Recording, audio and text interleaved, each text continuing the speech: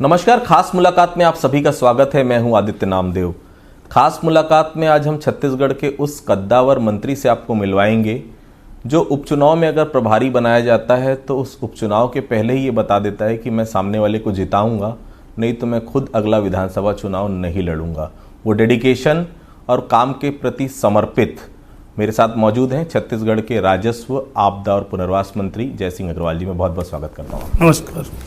जयसिंह जी, छात्र राजनीति का बहुत अहम रोल होता है जब इस पोजीशन पर हम पहुंचते हैं। छात्र राजनीति से जुड़े हुए आप शुरू से रहे हैं, क्या शुरू से ही ये उम्मीद थी कि जयसिंह अग्रवाल जो 5th क्लास में मेरिट में आता है और कॉलेज का चुनाव लड़ता है, 11th में उस समय चूँकि हायर सेकेंडरी होती थी, उनको यकीन था कि आज इस पोजीशन तक वो पहुंचने वाले थे? देखिए, मैं जब 11th क्लास में जब चुनाव हुआ तो उस टाइम स्कूल का प्रेसिडेंट प्रचंड बहुमत से जीता, और 1977 में जब जनता पार्टी की सरकार आई तो ननकीराम कंवर जी हमारे स्कूल में आए थे चीफ गेस्ट बन के। उस टाइम वो संसदीय सचिव थे, पहली बार चुनाव जीते थे रामपुर विधानसभा से। तो वो हम लोग आदिवासी स्कूल में पढ़ते थे, तो जो मंच था वो एक सिंपल सा मंच था, उस पर वो बैठे हुए थे और गुलाब का फूल सूंघ रहे थे और हम लोग नीचे टाट पट्टी में बैठे हुए थे। तो उस समय मेरे दिमाग में एक बात आई कि कभी वो समय आएगा कि हम मंच पे बैठेंगे और लोग सामने बैठेंगे।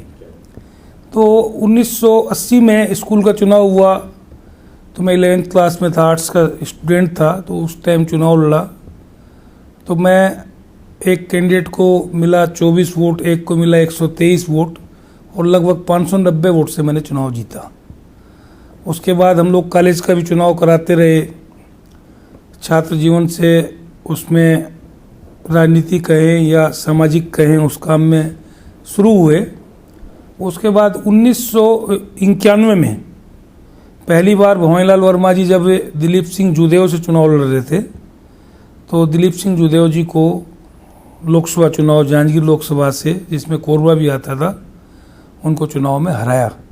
उस समय हम लोगों ने काफ़ी मेहनत की थी और उसी समय लोकसभा के चुनाव में, क्योंकि शुरू से उस टाइम में विद्या भैया से प्रभावित था, उनके साथ जुड़ा हुआ था, तो 1991 में उन्होंने रायपुर लोकसभा चुनाव लड़ा था।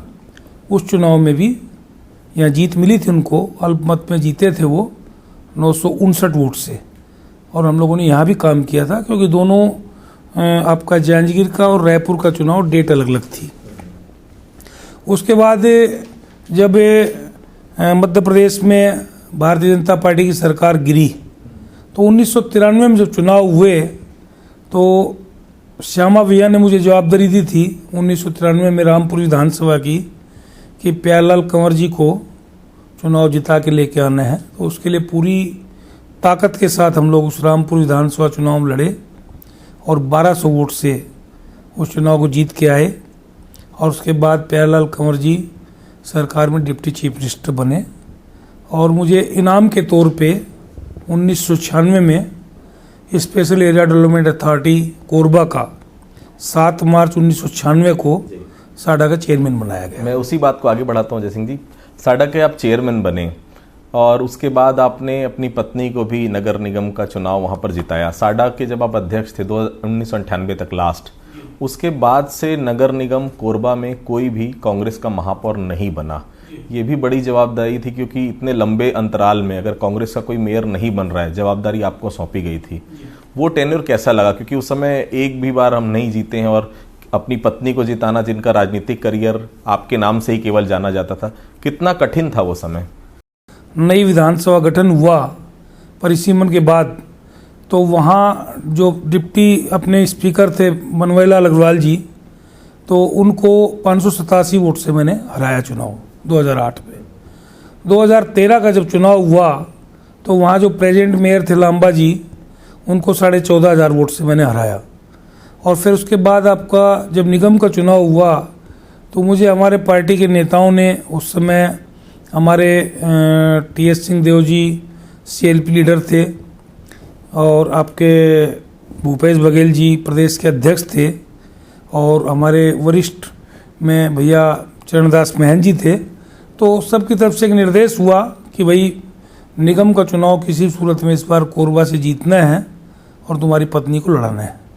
उस समय तो मेरी पत्नी स्वयं मुझे चुनाव लड़ने के लिए मना करती थी, लेकिन पार्टी के निर्देश का पालन करते हुए हम लोगों ने उस चुनाव को लड़ा और लगभग 2,80,000 वोट की, और नगर पालिका निगम का सीधा जो चुनाव हुआ उसमें 3,000 वोट से मेरी धर्मपत्नी वहाँ की महापौर चुनी गई।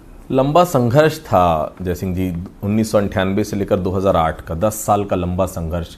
कई बार इस संघर्ष में पैर पीछे भी हो जाते हैं कि हम वहां तक पहुंच पाएंगे कि नहीं, क्योंकि अपने ही लोग दुश्मन बन जाते हैं जब हम ऊपर जाने की कोशिश करते हैं। देखिए 10 साल के बीच में एक पीरियड हम लोगों ने कांग्रेस की सरकार उस टाइम देखी, और उस टाइम जितना संघर्ष करना पड़ा वो अपने आप में एक अलग मिसाल थी कि कांग्रेस की सरकार में ही और हम लोग संघर्षरत थे उस टाइम। वो 3 साल का जो कार्यकाल था, उस टाइम काफ़ी वाद विवाद बहुत सी चीज़ें झेलते झेलते फिर उसके बाद 2003 में बीजेपी की सरकार आई। बीजेपी की सरकार आने के बाद भी हम लोग अपने संगठन के माध्यम से वहाँ काम करते रहे और वहाँ की जनता की चाहत बने, और वही एक अवसर था कि बनवारीलाल अग्रवाल जैसे वरिष्ठ को हराने में कामयाब हुए, और उसके बाद मेयर को, और फिर 2018 में वहाँ के प्रेजेंट सांसद और प्रदेश के सबसे बड़े ठेकेदार को हराने में सफलता मिली। मैं आता हूँ उसी पे जयसिंह जी, एक एक अंक और एक एक दिनांक आपको याद है, कब किस दिन क्या हुआ था, कितने वोट से कौन जीता था? मेमोरी आपकी बहुत शार्प है। मैं आपको 2019 के लोकसभा चुनाव में लिए चलता हूँ। बहुत कठिन था उस समय, क्योंकि विधानसभा चुनाव में 70 सीटें उस समय 67 आपने जीती थी, उपचुनाव जीतते जीतते अब 70 का मैंडेट आपके पास है। लेकिन जब 2019 में लोकसभा चुनाव हुआ था तो हम लोगों ने भी बहुत सर्वे किया था, हर तरफ गए, लेकिन लोगों का साफ तौर पर ये कहना था विधानसभा में हमको इनको हटाना था, हमने कांग्रेस को ला दिया, लेकिन लोकसभा में हमको फिर से मोदी चाहिए।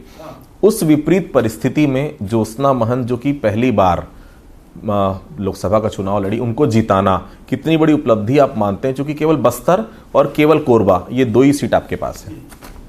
बस्तर में तो हमारे साथी दीपक वैद्य जीते, जो 2 बार विधानसभा का चुनाव जीत चुके थे, और भाभी जी हमारी लोकसभा वगैरह चुनाव में काम देखती थी, लेकिन कभी कोई चुनाव उन्होंने नहीं लड़ा था, ना कभी कोई पद लिया था। तो पहली बार पार्टी ने उनको अवसर दिया, क्योंकि भैया उस टाइम विधानसभा के अध्यक्ष थे, तो इस नाते उनको पार्टी की तरफ से कैंडिडेट बनाया गया, और उस चुनाव को हम लोगों ने बिल्कुल चैलेंज के रूप में लिया।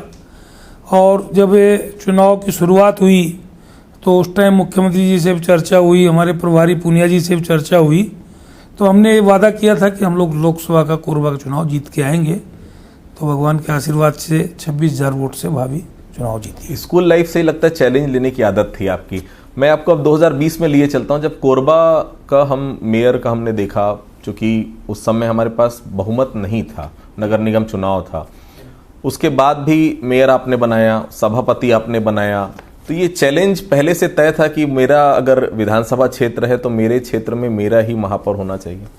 उस समय एक्चुअल में क्या हुआ था कि पहले जो सिस्टम था डायरेक्ट चुनाव का था, और उसी चुनाव में हमने सुझाव भी दिया था कि भाई पार्षदों के माध्यम से चुनाव होना चाहिए, तो वो व्यवस्था लागू की गई। और वो व्यवस्था लागू की गई तो वहाँ जब चुनाव हुआ कोरबा का निगम का, तो उसमें कुछ हमारे पार्षद 8 वोट, 12 वोट, 13 वोट, 17 वोट, ऐसा लगभग 10-12 पार्षद के कैंडिडेट उसी टाइप से चुनाव हारे थे। उसमें कुछ खामियां थी, जिस चीज़ को हमने पार्टी को बता दिया था कि क्या परिस्थितियां वहाँ निर्मित हुई हैं। लेकिन उसके बाद जब रिजल्ट चुनाव के नतीजे आए, तो उस समय जब नतीजे आए तो ये हुआ कि कोरबा में हमारी 26 सीटें आई, भारतीय जनता पार्टी की 31 सीटें आई, और माननीय मुख्यमंत्री जी ने एक घोषणा की कि 10 नगर निगम में कांग्रेस के महापौर होंगे उस टाइम। तो फिर उसके बाद मुझे लगा कि हम लोगों को इस मामले में गंभीरता से काम लेने की आवश्यकता है। तो उसमें 5 पार्षद निर्दलीय जीत के आए, 2 जोगी कांग्रेस के आए, 2 आपके कम्युनिस्ट के आए, और 1 बीएसपी का आया। तो उस समय हम लोगों ने ये कोशिश की कि 31 पार्षद भारतीय जनता पार्टी के हैं, तो हम लोग उस दिन 31 पार्षद कांग्रेस के करके सोए थे, आपको बता रहा हूँ। मतलब सेम डे हमने 31 बराबर किया था, और उसके बाद अपनी तरफ से जो मेहनत कर सकते थे, प्रयास कर सकते थे, वो किए। और हमारे मन में बात रही कि भाई मुख्यमंत्री जी ने घोषणा की है तो उस घोषणा को पूरा भी करना है। तो इस प्रकार से सफलता हासिल किए, और हम 26 को 34 करने में कामयाब रहे महापौर में। और भारतीय जनता पार्टी जो एक पार्षद हमने निर्दलीय को लिया ही नहीं था, मना कर दिया था, हम नहीं लेंगे उसको, और उसके बाद वो 31 से 33 हुए, और इस प्रकार से एक वोट से हम लोग महापौर जिताने में सफल रहे। सभापति का चुनाव हुआ तो हमारे जो वर्तमान सभापति वो महापौर के दावेदार थे, तो एट ए टाइम हमने वहीं पर निर्णय बदली किया, सभापति कैंडिडेट चेंज किया। तो उसके बाद 36 और 31 5 वोट से फिर वो चुनाव जीते सोनी जी, वो भी काफ़ी वरिष्ठ थे। इस प्रकार से पूरे 10 महापौर हमारे प्रदेश में कांग्रेस पार्टी के बने। किसी दल की जब सरकार होती है जयसिंह जी, तो उपचुनाव जिताना आसान होता है, ये कहा जाता है। पर मैं आपको थोड़ा सा पीछे दंतेवाड़ा उपचुनाव की तरफ ले चलता हूँ। मुझे बहुत अच्छे से याद है, भीमा मंडावी जी की हत्या हुई थी वहाँ पर, और वो पूरा माहौल, चूंकि मैं उस इलाके में काफ़ी रहा था, पूरा जो ये था एक सिंपैथी वोट पूरा उनकी तरफ जाना था। उस चुनाव में भी आपने काफ़ी बड़ी भूमिका निभाई और निश्चित तौर पर कांग्रेस को वहाँ जीत दिलाई। पूरा बीहड़ नक्सल इलाका था, इतनी बड़ी घटना हो गई थी, कैसे सामंजस्य बैठ पाया वहाँ पर, क्योंकि भीमा मंडावी जी का अपना बड़ा मैंडेट रहा है वहाँ पर? देखिए, उस समय पूरे बस्तर की जो 12 सीटें हैं, उस 12 सीटों में दंतेवाड़ा खाली एक ऐसी सीट थी जहाँ से हमारी पार्टी नहीं जीत पाई थी। बाकी 11 सीटों में कांग्रेस के विधायक चुने गए थे। उसके बाद आपका लोकसभा का जब चुनाव हुआ तो लोकसभा में वहाँ बस्तर से हमारा कांग्रेस का सांसद भी चुना गया, और लोकसभा चुनाव के दरमियान ही भीमा मंडावी वाली घटना घटी। और जब उस टाइम उपचुनाव हुआ तो लोकसभा चुनाव के बाद मुझे वहाँ का प्रभारी मंत्री बनाया गया था, आपका दंतेवाड़ा, बीजापुर और सुकमा का। मैं वहाँ का प्रभारी मंत्री था। वहाँ हम लोग पूरा उस क्षेत्र में घूमे, वहाँ का आकलन किए, तो जो चीज़ें हमारे सामने आई उन सारी चीज़ों से हमने माननीय मुख्यमंत्री जी को अवगत कराया। और उसके बाद पार्टी में जो जहाँ जवाबदारी जिस चीज़ को दी गई, उन सभी ने अपनी अपनी जवाबदारी का निर्वहन किया, और चुनाव में जीतने में सफलता हासिल हुई। दंतेवाड़ा उपचुनाव की तो बात हो गई। अब मैं आता हूँ मरवाही। मरवाही का जिक्र इसलिए बहुत जरूरी है जयसिंह जी कि मरवाही में कांग्रेस के संगठन का कोई ढांचा ही तैयार नहीं था, क्योंकि ये माना जाता है मरवाही मतलब अजीत जोगी। न तो भारतीय जनता पार्टी का कोई संगठन वहां पर मौजूद था और न ही कांग्रेस का। जब जयसिंह अग्रवाल को मरवाही की जवाबदारी सौंपी गई थी, तब रिपोर्ट ये कहती थी कि काफी लंबे अंतर से कांग्रेस वहां पर हार रही है, लेकिन वो डेडिकेशन और वो ये कहना कि मैं ये जिता कर लाऊंगा, नहीं तो मैं वापस कोरबा चले जाऊंगा, कोई विधानसभा चुनाव नहीं लड़ूंगा, ये हर कोई नहीं कर सकता, क्योंकि इतना बड़ा सामर्थ्य होना चाहिए, क्योंकि खुद का राजनीतिक जीवन एक तरह से आपने दांव पे लगा दिया था। कैसे जीता पूरा मरवाही का चुनाव? देखिए, मरवाही जब नया जिले का गठन हुआ था और उस जिले के उद्घाटन में भी हम लोग गए थे, मुख्यमंत्री जी गए थे, हम लोग गए थे, हमारे विधानसभा के अध्यक्ष महोदय, सांसद भाभी ज्योत्सना महन जोगी जी भी उस मंच पे थे, कौशिक जी भी थे, मैं भी था राजस्व मंत्री होने के नाते। और उसके बाद उस जिले का जिस दिन उद्घाटन हुआ, उसके बाद 10 फरवरी को उद्घाटन हुआ, और उसके बाद आपका ध्यान होगा कि मार्च से कोरोना शुरू हुआ, और मरवाही का जो चुनाव हुआ तो पूरे कोरोना काल में हुआ था। मुझे जून में वहाँ का प्रभारी मंत्री बनाया गया, और मुझे जवाबदारी दी गई थी कि भाई वहाँ उस प्रभार जिले में जो उपचुनाव है उसको जिता के लेके आना है। तो हम लोगों ने अपना प्रयास शुरू किया। 3 जुलाई को पहली बार उस जिले के प्रवास पे गया, काफ़ी भव्य स्वागत भी हुआ, हजारों की संख्या में लोग मिले, कार्यक्रम हुआ। तो हमने जब वहाँ महसूस किया उस क्षेत्र में गए तो कि काफ़ी कम से कम नहीं तो 8-10 हज़ार लोगों से मुलाकात उस दिन हुई। लगभग 2000 से ऊपर लोग तो एक साथ भोजन ही किए होंगे हम लोग। तो हमने वहाँ पूछा कि भाई जैसे जोगी जी का क्षेत्र रहा है, वो चीफ मिनिस्टर रहे हैं, तो उस हिसाब से मरवाही का बहुत डेवलपमेंट हुआ होगा। लेकिन जब वहाँ के लोगों ने बताया कि भैया छोटी छोटी समस्याएं बहुत हैं यहाँ, तो बड़ा आश्चर्य हुआ उस बात का। तो हम लोगों ने वहीं पे एक ये तय किया कि एक यहाँ कार्यक्रम चलाया जाए और सबसे पहले पूरे ज़िले में लोगों से आवेदन लिए जाएं कि यहाँ की समस्याएं छोटी छोटी क्या है। उसमें मुख्य रूप से समस्या जैसे राशन कार्ड की, आपके बिजली बिल की, आपके पेंशन की, वृद्धा पेंशन, निराश्रित पेंशन, या आपके राजस्व विभाग में आपका नामांतरण, बंटवारा, सीमांकन, इस प्रकार से छोटी छोटी समस्याएं थी। उसमें लगभग 21,000 आवेदन आए।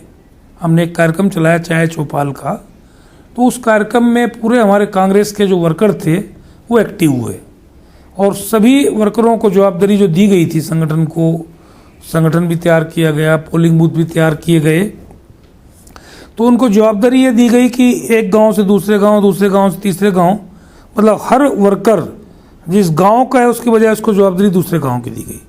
तो वहाँ हम लोगों ने पूरे चाय चौपाल की पूरी स्टॉल लगाए और लोगों से चाय पे चर्चा एक कार्यक्रम आयोजित किया। उसमें जितने भी आवेदन आए तो लगभग 21,000 आवेदन आए। उसमें लगभग 18,500 आवेदनों का जो है निराकरण करके उनके काम किए गए, जिसमें 11,000 से ऊपर राशन कार्ड थे। आज मरवाई विधानसभा में आप एक भी घर ऐसा नहीं खोज के ला सकते जो ये कहे कि मेरा राशन कार्ड नहीं है। निराश्रित पेंशन, वृद्धा पेंशन, इस प्रकार छोटे छोटे काम जो काफ़ी रुके हुए थे उन सब कामों को किया गया। इसके साथ साथ संगठन का ढांचा भी तैयार किया गया, साथ में पूरी चुनाव की प्लानिंग भी की गई। और उस टाइम तो लोग, जब सबसे पहली बार जब मैं गया तो लोगों ने मुझसे कहा, आपके प्रेस के साथियों ने, कि ये जोगी जी का गढ़ है। तो मैंने उसका जवाब दिया था, नहीं, मतलब ये कांग्रेस का गढ़ है, ये जोगी जी का गढ़ नहीं है। जोगी जी को कांग्रेस पार्टी ने मुख्यमंत्री बनाया, उसके बाद वो आके मरवाई चुनाव लड़े थे और उसके बाद वो लगातार वहाँ से चुनाव जीतते रहे, अपराजय रहे भी, इसमें कोई संदेह नहीं है। यहाँ तक कि जो 2018 का चुनाव हुआ था तो वहाँ कांग्रेस पार्टी के प्रत्याशी को 20,000 वोट मिले थे और जमानत जब्त हुई थी।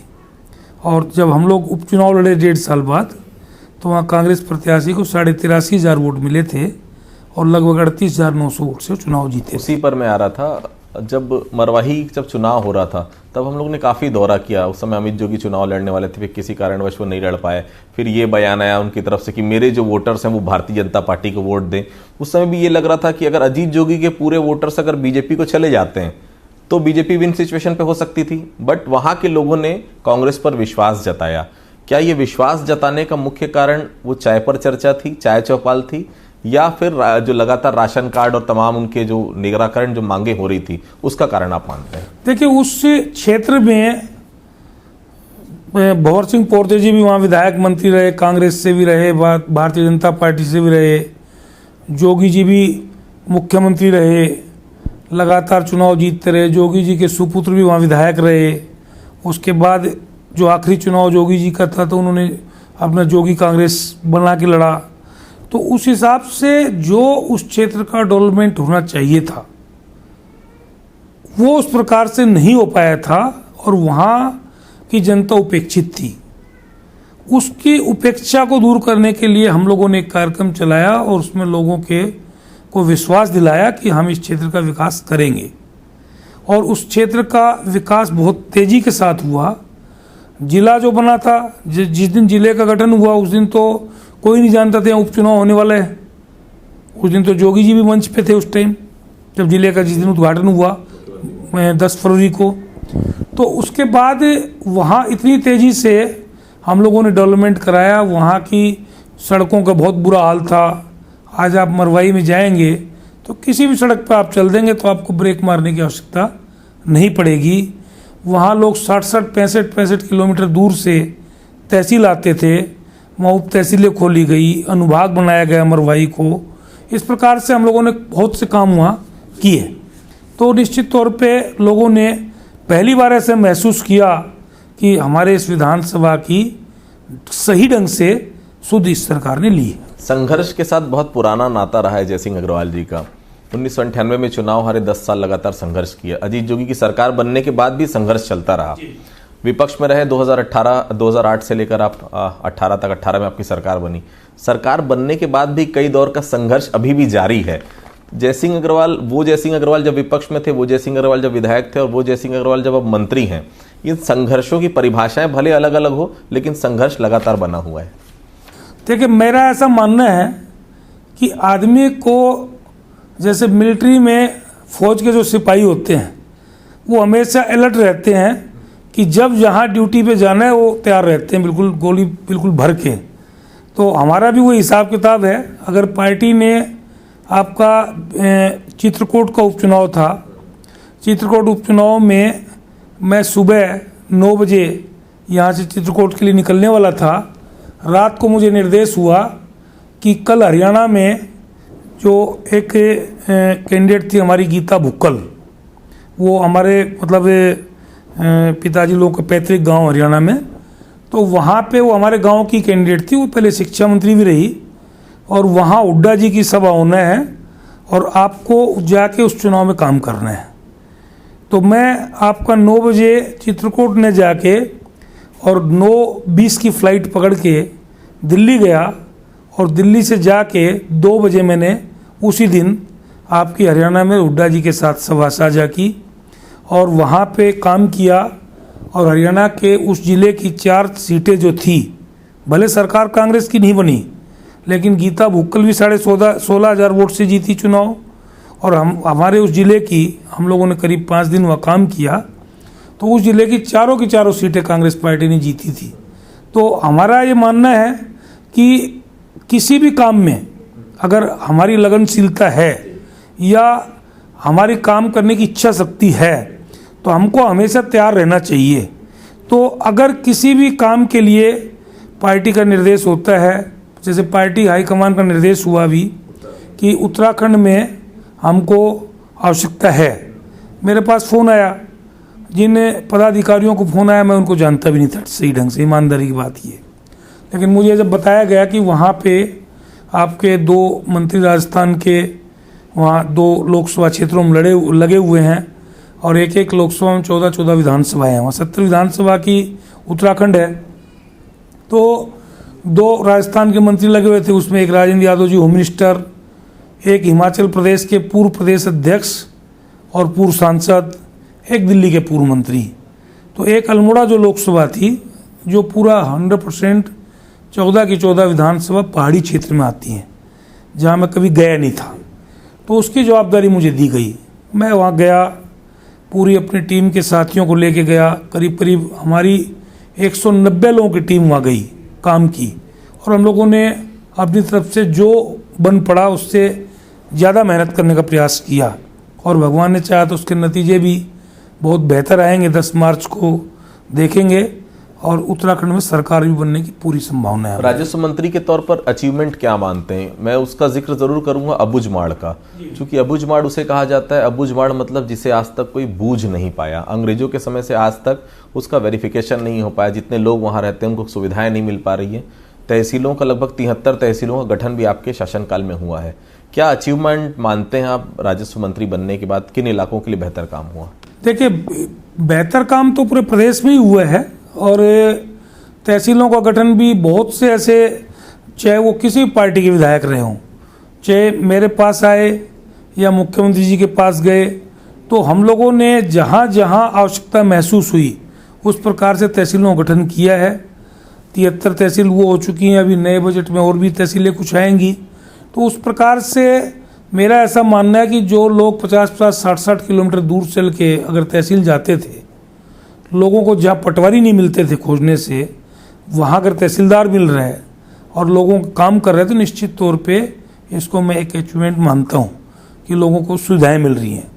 इसके साथ साथ जो आपने अबुझमाड़ की बात की, तो हमारा ये बोलना था कि कई ज़िले ऐसे हैं, उसमें कोरबा ज़िला भी है, बलरामपुर ज़िला भी है, सरगुजा भी है, आपका नारायणपुर ज़िला भी है। कई ज़िलों में ऐसे बहुत से क्षेत्र बचे हुए हैं, ऐसे बहुत से गांव हैं जो सर्वेड नहीं है गांव, तो उनको अनसर्वेड गांवों को सर्वेड हम लोग करना चाहते हैं। लेकिन कोरोना काल की वजह से बहुत सी दिक्कतें आई कि रेवेन्यू का अमला जिस प्रकार से काम करना चाहिए था, बहुत से काम नहीं कर पाया, क्योंकि पहले हमारा उद्देश्य था कि लोगों की जान बचाना है। उस हिसाब से तो माननीय मुख्यमंत्री जी की उसमें एक मंशा थी, निर्देश थे कि अबूझमाड़ में वहाँ सर्वेड होना चाहिए वहाँ के गांव, और वहाँ सर्वे करके जो वहाँ पे बासिंदे हैं, जो वहाँ निवास करते हैं, उनको वहीं पे पट्टा देके बसाया जाए। तो उस प्रकार से उस दिशा में काम चल रहा है। कुछ सर्वे हुई है, कुछ बाकी है, लेकिन मुझे लगता है कि हमारे इसी कार्यकाल में अबूझमाड़ को पूरा सर्वे करके लोगों को पट्टा दे दिया जाएगा। हर पॉलिटिशियन ये चाहता है, अंतिम सवाल ले रहा हूं मैं आपसे, हर पॉलिटिशियन चाहता है कि उसके बाद उसकी जो गद्दी है, उसका जो विधानसभा है या लोकसभा है, उसका बेटा संभाले।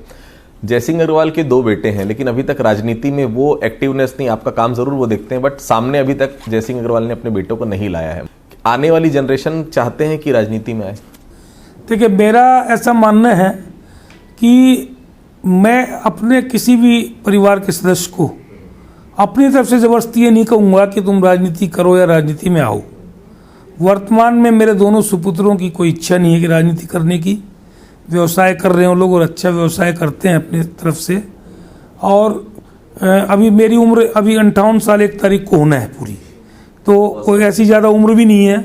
तो जब तक क्षेत्र की जनता चाहेगी उसकी सेवा करेंगे, और आगे जो भविष्य होगा वो तय होगा। चलिए, बहुत बहुत धन्यवाद सर हमसे बात करने के लिए। उम्मीद है कि आने वाले कुछ समय में एक बेहतर पोर्टफोलियो और आपको मिले, ऐसी हम उम्मीद करते हैं। तो खास मुलाकात में आज हमने जाना जयसिंह अग्रवाल जी के जीवन के बारे में। एक बात बिल्कुल तय है, संघर्ष का कोई दूसरा सब्स्टिट्यूशन नहीं होता। अगर आपने कड़ी मेहनत की है, लगन से अगर आप कोई काम करें, तो सफलता निश्चित तौर पर आपको मिलेगी। इसमें कहीं कोई दो राय या कहीं कोई शक नहीं है। तो खास मुलाकात में आज बस इतना ही। अगली बार फिर किसी खास शख्सियत से आपकी मुलाकात कराएंगे। तब तक के लिए बहुत बहुत धन्यवाद।